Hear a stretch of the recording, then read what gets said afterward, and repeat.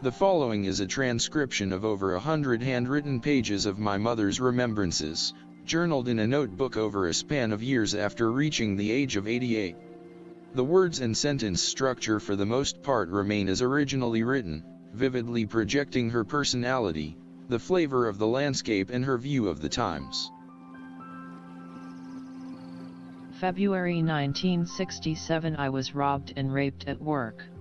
It was Saturday at 5:30 p.m. I was managing a maternity shop 1 block from Cap Wells on Telegraph Avenue. He came in, his collar around his face so I couldn't see the lower half of his face. He immediately put a pistol to my temple and told me to get down on the floor behind the counter. He had locked the door as he came in. I did as exactly as told.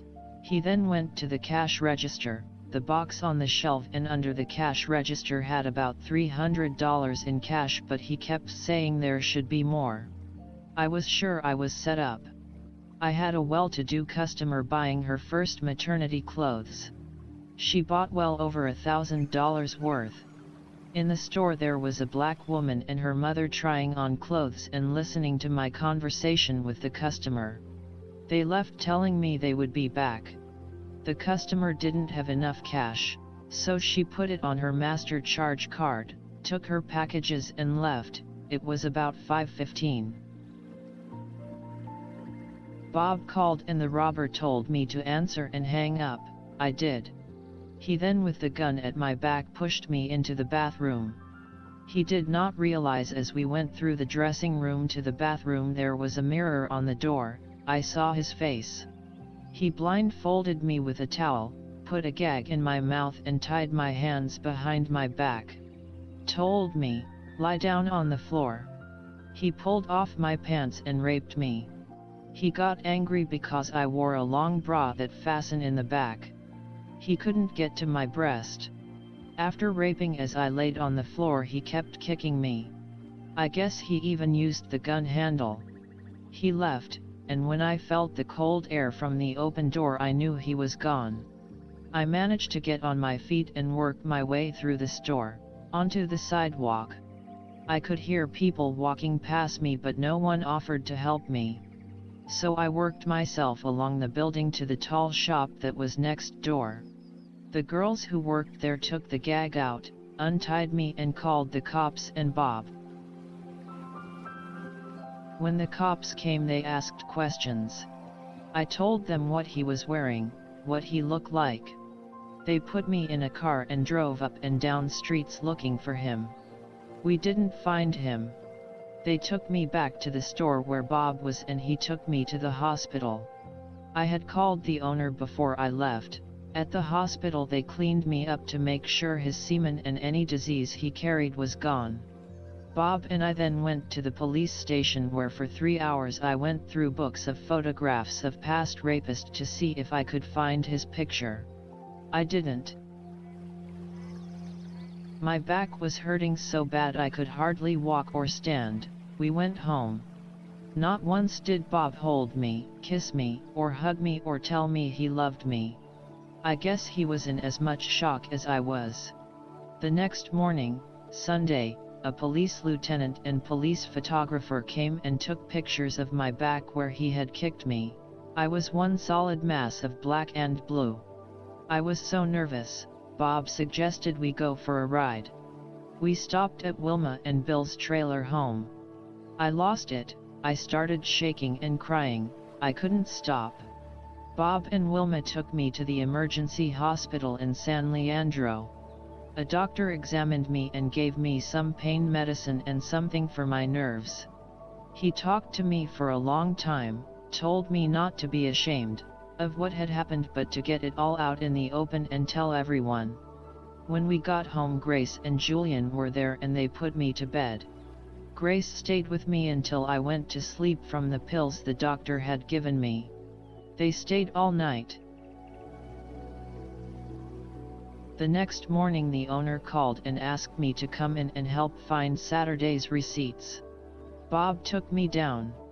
The police hadn't told the owner I was raped, so I did. When he found out, he called his insurance company and they put me in St. Francis Hospital in San Francisco. I was there for about 3 weeks. The first week in traction for my back.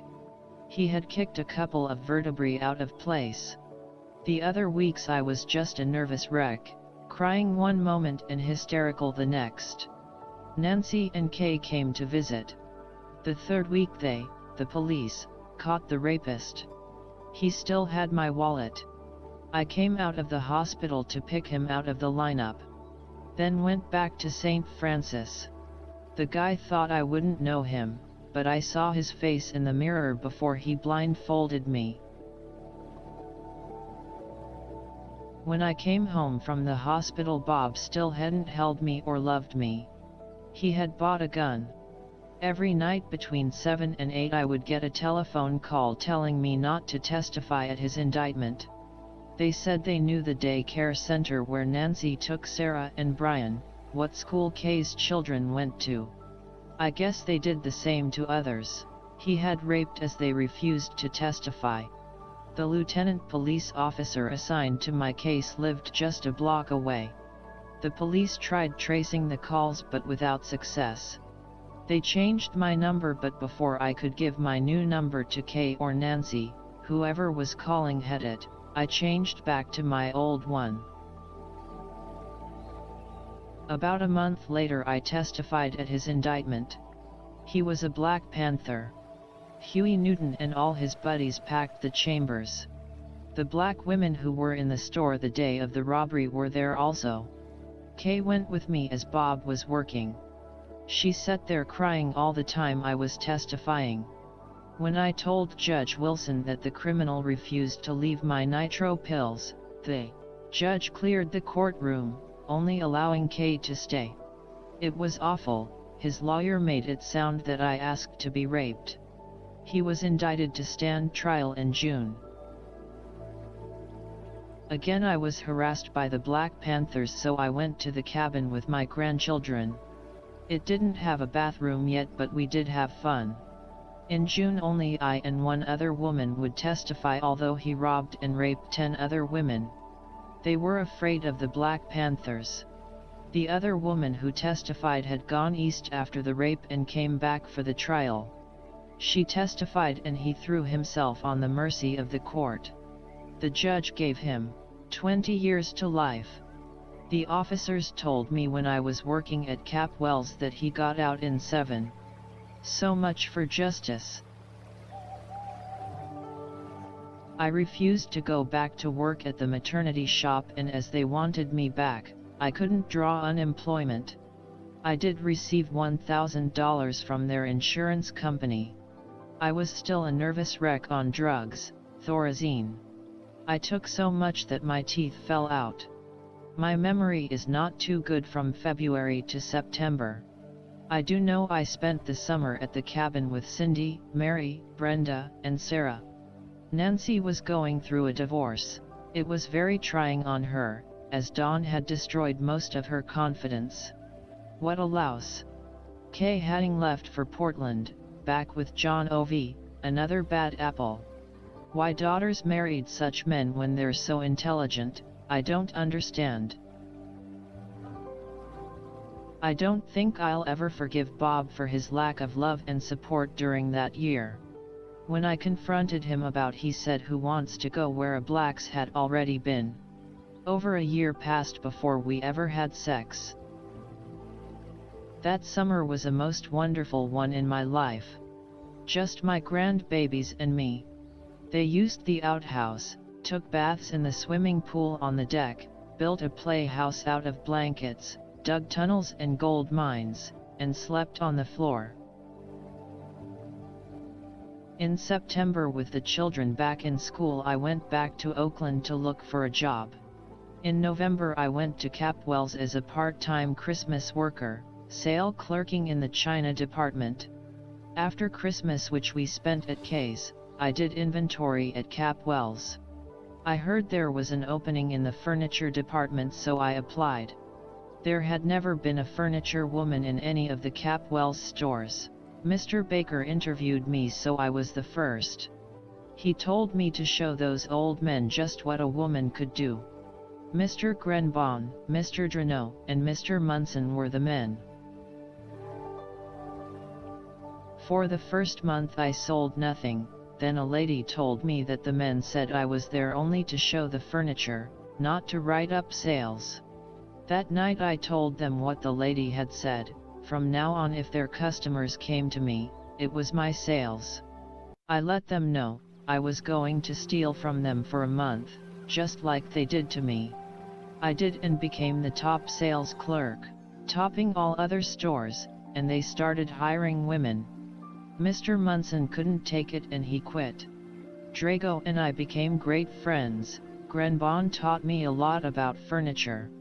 Mr. Baker saw that I went to all the manufacturers' seminars. I left Bob after he finally told me, "Who wants to go where a black has been?" I hurt to very core of my soul. I thought I had been a good faithful wife. True, we fought a lot, mostly about his drinking and smoking. He was extremely jealous with a cause, as I liked to talk with men, but talk was far as we ever got. The first time I brought home a commission check for over $5,000, boy, was I proud. Bob said he would quit working if a wife could make more in a month than he could in a year. He didn't need to work. It was a big blow to his pride. He spent his time with the grandchildren, to the racetrack once a week and went up to work on the cabin. When I left him it was only for 2 months. I had a nice little apartment downtown in walking distance of Cap Wells. When he asked me to come back he had quit drinking and smoking cold turkey, and asked me for forgiveness for not being there when I needed him. He told me he really loved me and needed me. I went back and our relationship got better. He was a proud man, a wonderful grandfather who never ever corrected or punished his children, generous and loyal to his few close friends. In the 70s I loved my work. I went to LA for a few days to visit Vanita, who had worked at Cap Wells, but moved to LA. She was an artist and had her own studio in Hollywood. 2 of my best friends, Janice and Marge, worked in linens. Janice got cancer of the breast and had them removed. She lost her hair, but she made it a joke. She wore a different wig every week, black one week, blonde the next, then a redhead, sometimes short, and sometimes long. Later in the 80s her cancer had spread throughout her entire body before she died. She was fighting but given a 3 months notice. Having been a cigarette smoker for years, she decided to try every brand on the market. She left me a necklace. It is one of my most treasured possessions. While working at Cap Wells, my hands and arms would go to sleep. The doctor said my bra straps were stopping circulation. I had a breast reduction, went from double D to C. He didn't do a great job as my nipples almost disappeared, took about 5 pounds out of each, 60 stitches, and a lot of pain.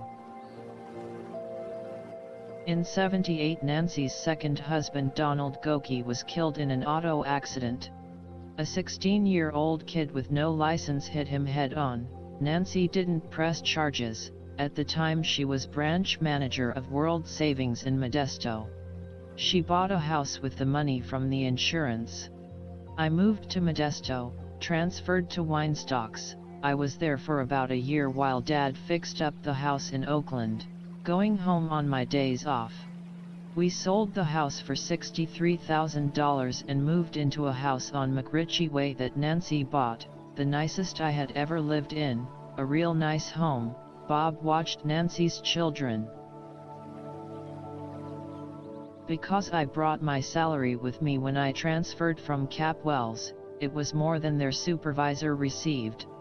They piled the work on my marketing, the floor, deliveries, and not only my department, but China, television and handling complaints for 4 departments, plus selling. I ended up with a return of my angina attacks. 3 times in the hospital. Bob would go to the cabin to work on it a week at a time. We finally got it going. Built on a large deck, put a laundry room down underneath and bought a new heater. In 1982, at the age of 62, I had enough. I retired with $50,000 in stock. I sold $25,000 of it and bought a washer, dryer, water heater, and furniture.